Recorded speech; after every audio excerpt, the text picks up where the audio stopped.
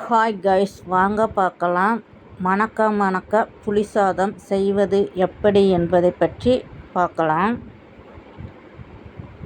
இப்போ சாதம் 2 பேர் 3 பேர் சாப்பிட்ற மாதிரி நம்ம அர்ஜெண்ட்டுக்கு பண்ணிக்கலாம்.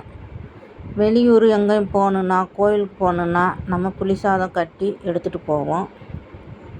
வாங்க அதை எப்படி மணக்க மணக்க டேஸ்ட்டாகவும் ரொம்ப ருசியாகவும் பக்குவமாகவும் எப்படி பண்ணலாம் என்பதை பற்றி தான் இந்த வீடியோ.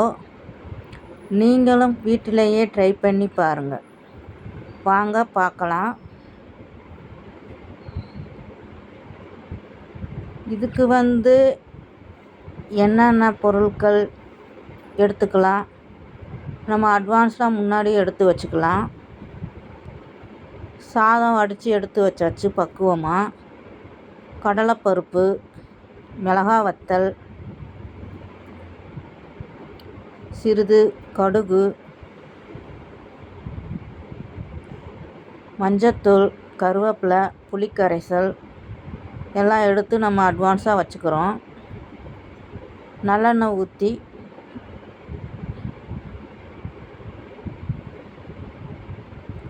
எண்ணெய் நல்லா காஞ்ச உடனே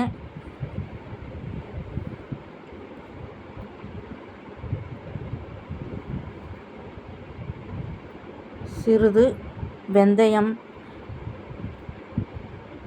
நல்லா பொரியணும்.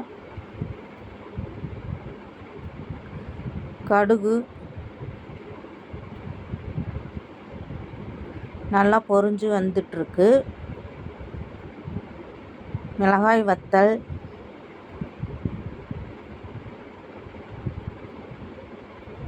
மிக்ஸ் பண்ணி விடணும். கருவேப்பிலை,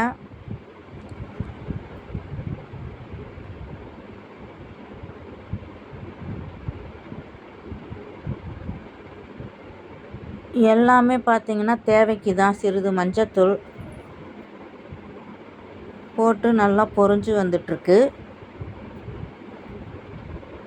அது கூடவே கடலைப்பருப்பு,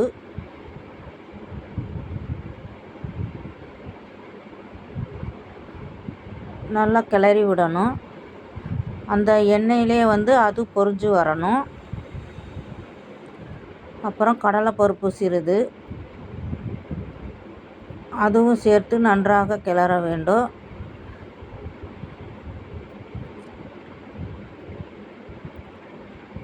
அதுக்கப்புறம் நல்லா பொரிஞ்சு வந்த உடனே நம்ம புளிக்கரைசலை ஊற்றிடணும். இது பார்த்திங்கன்னா வெந்தயம், மிளகாய் வத்தல் வறுத்து பொடியாக்கி வச்சுருக்கேன். அது 2 ஸ்பூன் இந்த மாதிரி போட்டுக்கிறணும். ஏன்னா நல்லா ஒரு பக்குவம் கிடைக்கும். வாசனை அவ்வளோ சூப்பராக இருக்கும்.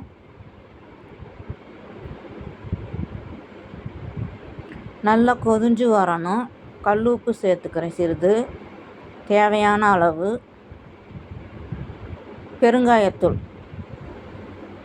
இது நல்லா வாசனைக்கு ரொம்பவுமே சிறப்பாக இருக்கும். நல்லா கொதிஞ்சு இஞ்சி வந்துருச்சு பாருங்கள்.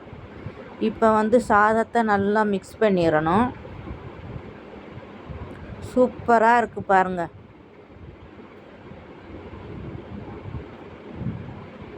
அவ்வளோ சுவையாக இருக்கும், அவ்வளோ டேஸ்ட்டாக இருக்கும். தட்டில் போட்டு கொஞ்சம் எலுமிச்சை ஊறுகாய் வச்சு தொட்டு சாப்பிட்டோம்னா அவ்வளோ டேஸ்ட்டாக இருக்கும். நீங்களும் ட்ரை பண்ணி பாருங்கள்.